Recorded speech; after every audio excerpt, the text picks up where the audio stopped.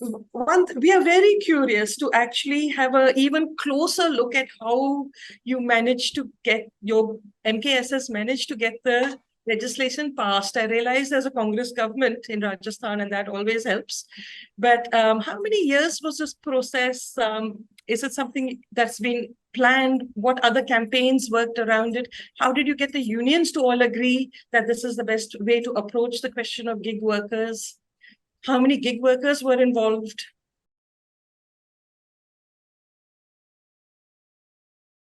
So firstly, Rajasthan's gig worker movement and unions are a very fledgling kind of movement, as they may be in most parts of the country, but certainly it's been confined largely to Jaipur with some groups. And we have for some time been talking to gig workers across the state, as many people, all those working with unorganized sector workers have been. And it's been extremely frustrating for all of them because you don't even have an office in that particular city. I mean, it may not even be a marketing office. There is zero office. So whenever they have organized in the past, what they have found, and we've gone around with them, we've had people who have been doing organizing, who we've been quite connected with. And their attempts at organizing, they end up going to the collector, and the collector says, well, I have nothing to do with this. This is a private sector matter.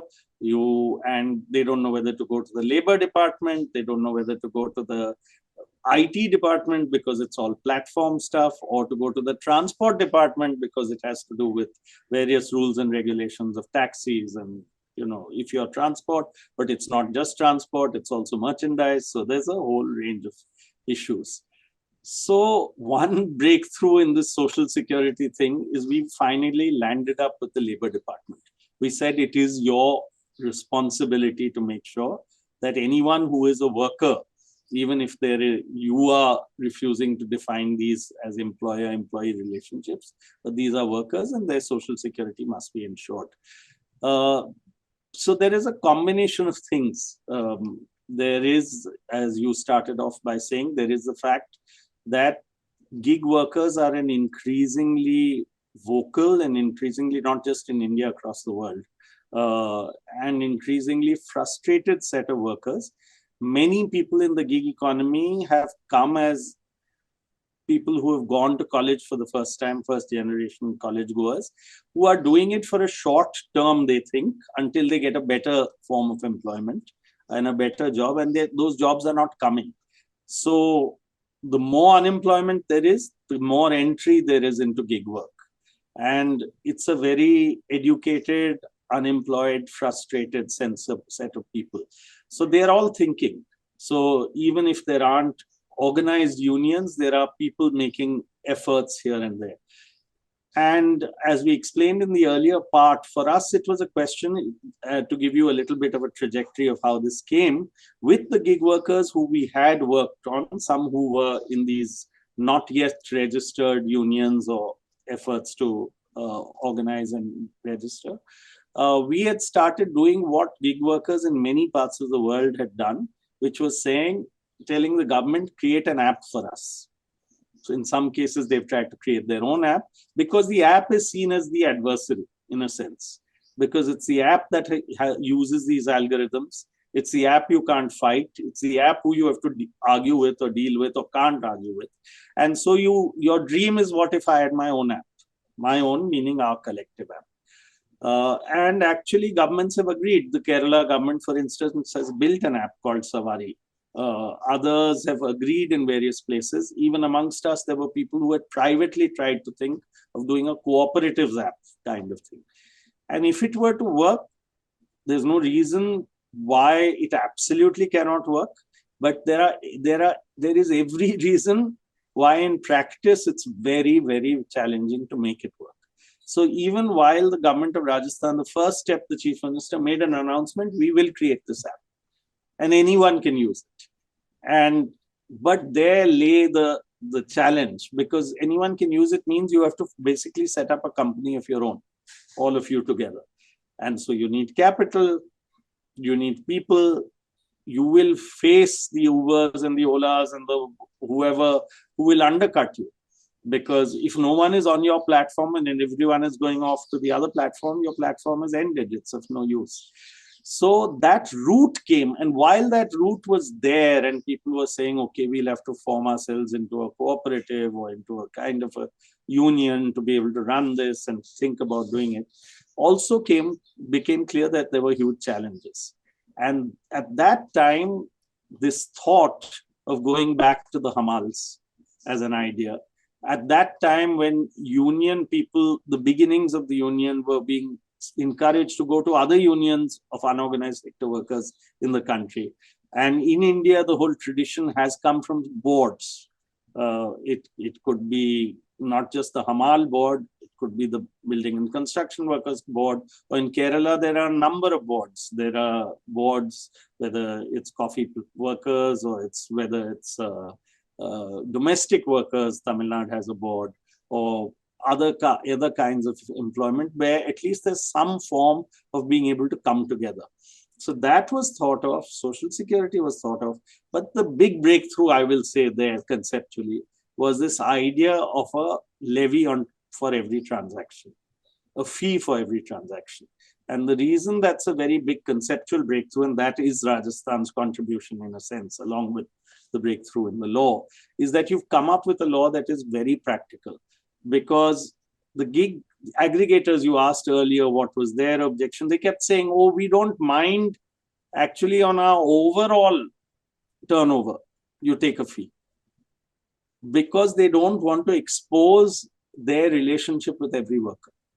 They don't want to expose their transactions with every worker.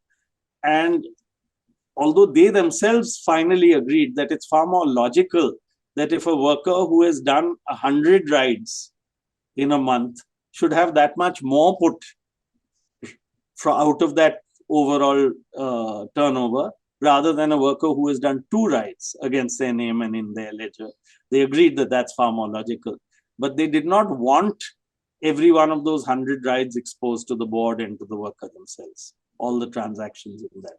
So what came along with this is not just a social security legislation, it was a first foot in the door to transparency of the algorithms. How is it? Who is it? How much am I getting? Why is someone else getting more or less? At least my information I'm going to be able to get through this. Because on every ride that I take, or every delivery I do, or every hair cutting I do for Urban Company or everything else, I will see the entire history of my transactions and what amount I am getting on what my basic amount is, which most people who are workers don't get access to. So that's a very big breakthrough that will allow later on for them to talk about regulation, which this act does not talk about.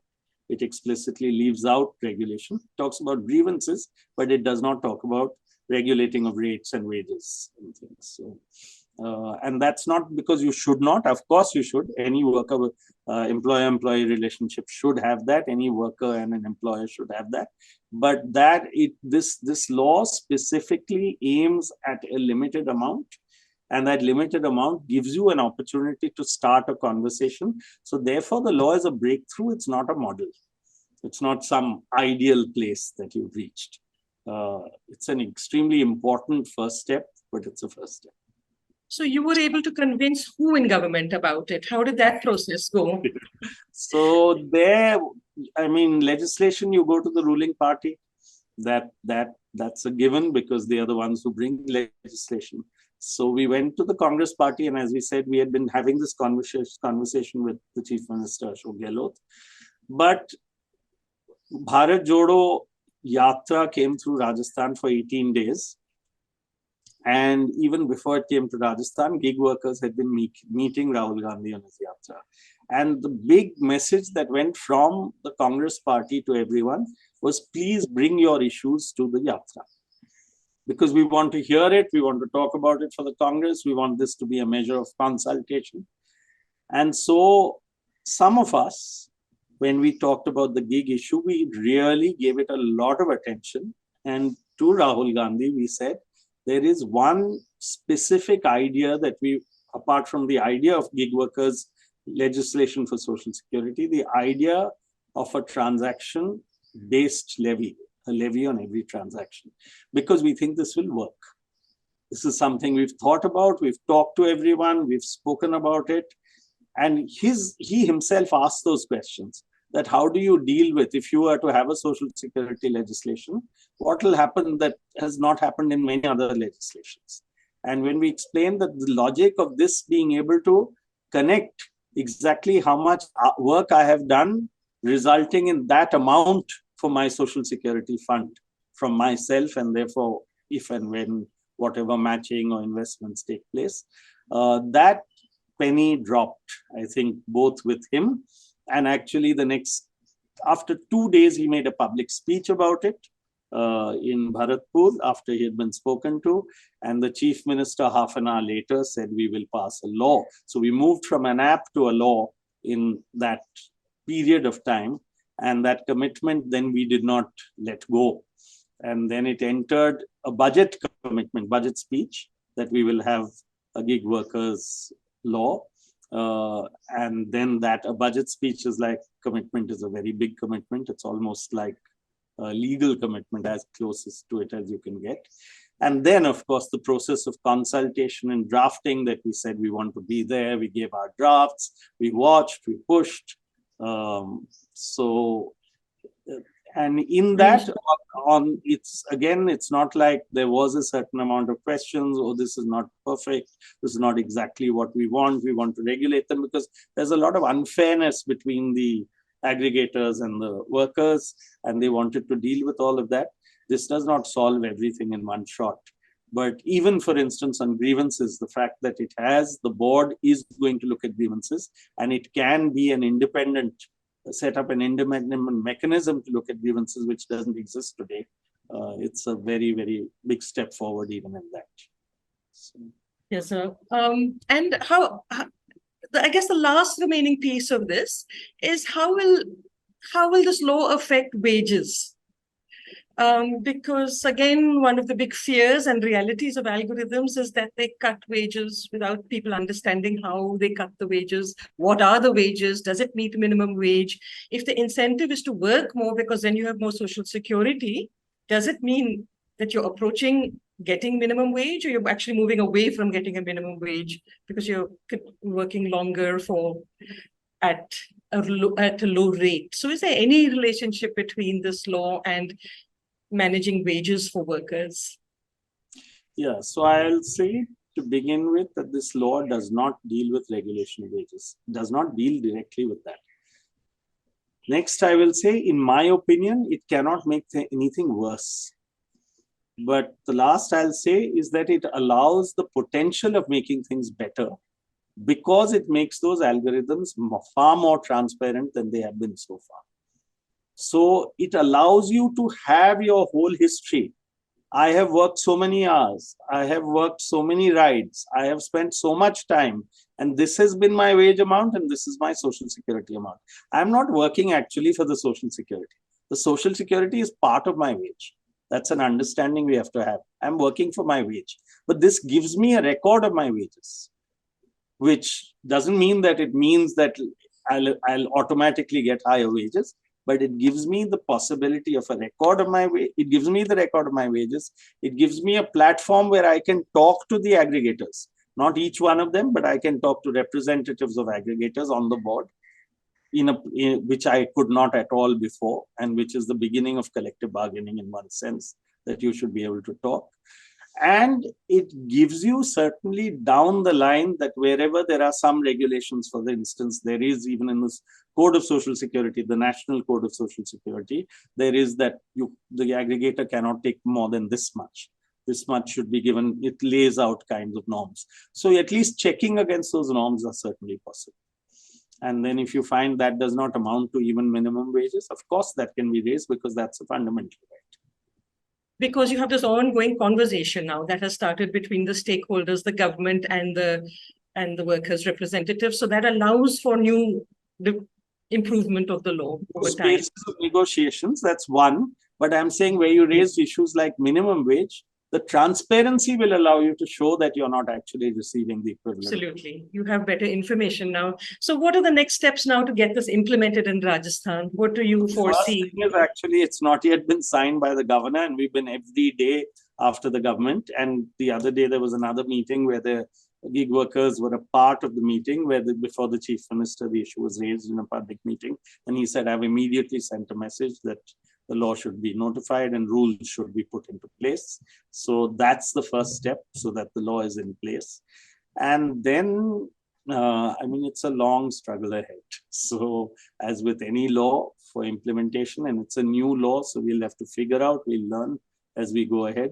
And we have, I think, as you mentioned, we've been extremely quick in being able to move from a point of where we offered a draft and made a specific suggestion to where largely all of that was accepted, at least those minimum points.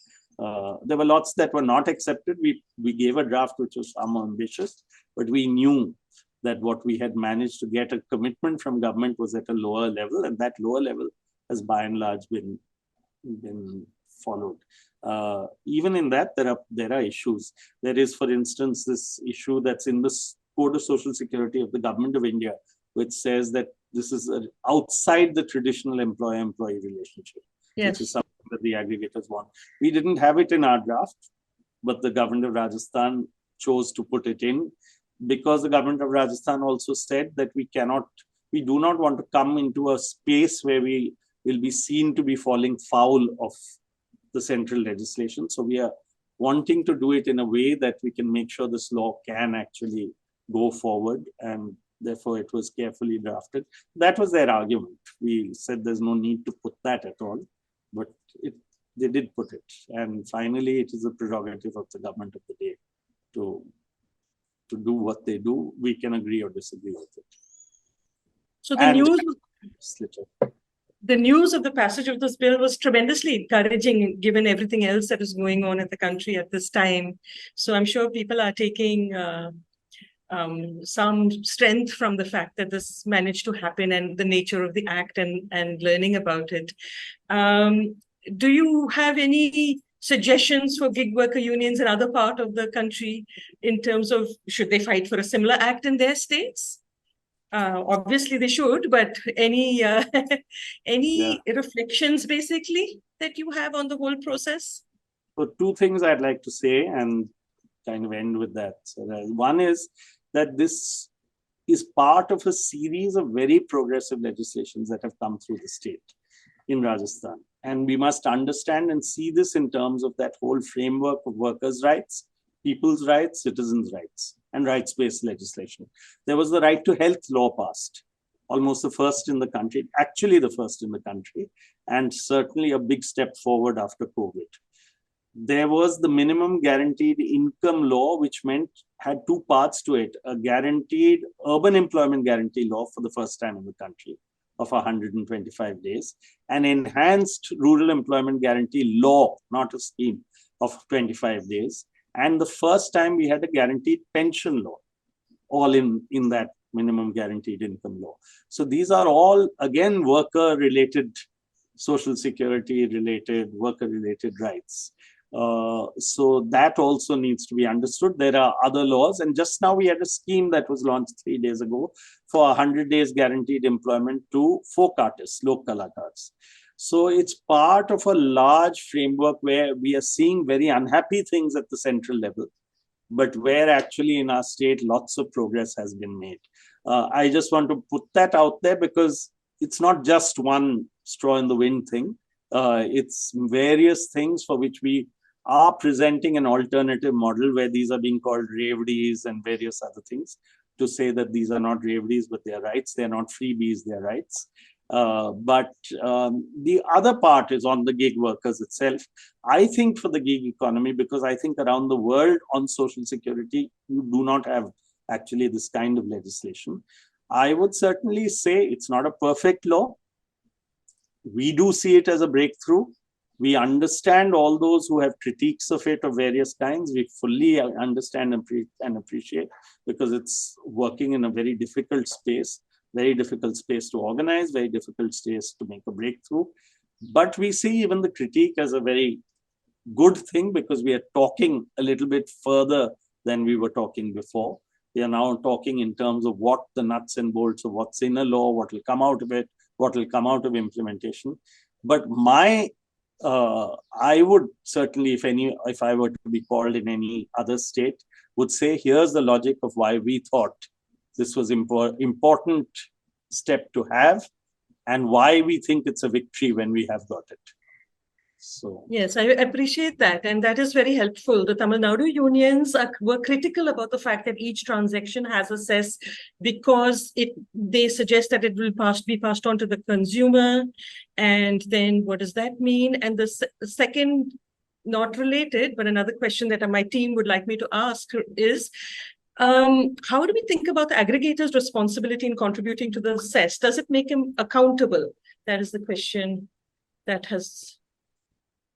Yeah, so let's say two things. Firstly, to your first question, I would say everything comes from the consumer, because in the case of the aggregator, they are producing nothing. There is the consumer who is paying for their ride, who is paying for a delivery, and there is the delivery person who's doing it, or there's the driver who's doing it. Now, obviously, my share of social security will come out of what is seen as how much I should get, which is there in a guideline in the central government of, that an aggregator cannot keep more than X amount of money for whatever it is that they do. So if that is made transparent, and you are saying that this is part of my wage, that has been the argument for social security all along. It is not just how much I've spent on petrol and how much I've spent on my vehicle and how much I've spent on my time, but it is that in addition to that, a certain amount has to go for my old age, for my sickness, for my children's education, for n number of things. So being transferred onto the consumer is not the point. Actually, it is a point of what is there in that share of what I get out of the consumer between me and the aggregator. So it is not a question of being transferred on there. The second thing I will say about the accountability of the aggregators, it's by law. For the first time, the aggregators will come onto a platform of the state. They are not there. They are just with themselves. Every transaction of theirs will come through. And not in order to disrupt them, but those transactions will be watched through, again, another machine, in a sense, to see, are you actually paying? So accountability if digital is all automatic, so will accountability hopefully be automatic. So at least for whatever the law says. So. Thank you so much, Nikhil. That was very helpful for us to understand the law and to understand how it got to be passed. That's really what we wanted to know, and as well to be able to meet with some of the people who helped it happen. Yeah, I believe I saw on the chat, and I don't know whether that the Chief Minister of Tamil Nadu has also said that we will also have a social security board for gig workers. I think that's great. And maybe Tamil Nadu can come up with even better things. But I would say to people who have talked to you that this transaction-based thing is not necessarily a good thing. I think that's an important thing. Of course, disagreements on that, but I think it's something to think about, because it's a very important means of accountability, actually. Thank you so much. I feel we should be learning about the other laws as well that you've passed recently. Is it all on the MKSS? Is there a website? Yeah, it's all over everything. Okay. But the MKS's website is very slow, as many of us are in being able to. You can perhaps teach us to be more. Just look for them individually. Yeah, okay. But all over. We've written some pieces, Aruna and I, on each one of the laws, so we can send them to you. One very important issue and question that you've been referring to is that how exactly did a nascent movement manage to make such a big breakthrough and in a relatively short period of time move from demand to being able to get a law? I think one must understand that apart from the fact that the Rajasthan effort drew upon past workers' struggles, the idea itself pulled from the Hamal 60 years ago, the idea of organizing being taken, that the unorganized sector needs to be able to draw from many places. But within Rajasthan, a history of solidarity amongst workers' movements and struggles, and solidarity that extends between and beyond urban sets of workers or in one sector to the other.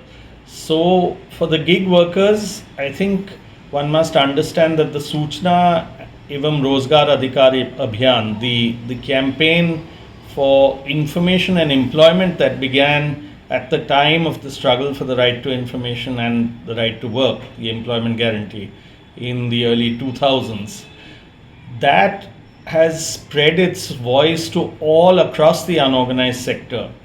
And this year there have been those other laws, the minimum guaranteed income law, which has given the first time an urban employment guarantee law, a right to pensions law, an enhanced rural employment law. It's a set of people who are working on with brick kiln workers, they are working with domestic workers, they are working with gig workers. And gig workers is not just the platform-based gig workers who we are now dealing with, but the idea that you are gradually moving into what is called a gig economy, which is a modern form of unorganizing and informalizing workers. So those issues were taken up by everyone and from across the state. And the support that a fledgling movement or a movement that has a lot of people who are very concerned, gig workers who are very concerned but not able to organize, they got support and solidarity from many others. And that allowed this demand to come up from the gig workers who were being organized, and union has just been formed and more will be formed, to getting a whole range of other people on this abhiyan that has about 100 organizations. It has civil society organizations, it has workers groups, it has citizens groups, it has individuals, it has public intellectuals. And I think that's something extremely important, and we have to fight for workers' rights and citizens' rights, and citizens as workers and workers as citizens. And that's been an example of this struggle. And that's why across a broad spectrum there was support. And when even the particular discussion took place with aggregators, with all stakeholders in inverted commas, then at that time a lot of others also came. There were gig workers, there were the gig workers organizations, but there were a lot of others concerned with labor rights who were in that room. And perhaps that's why in the law also you have representation of gig workers, of employers, and also civil society, what's called civil society, which is actually a broader solidarity of people saying anyone who is unorganized and who is being exploited and who is fighting a battle needs broad solidarity. So I think gig workers all across the country will need that, and all across the country all unorganized workers need to see that they are soon going to be classified as gig workers. So the struggle they are fighting, what is for a small class today, smaller class, is tomorrow going to be everyone's struggle.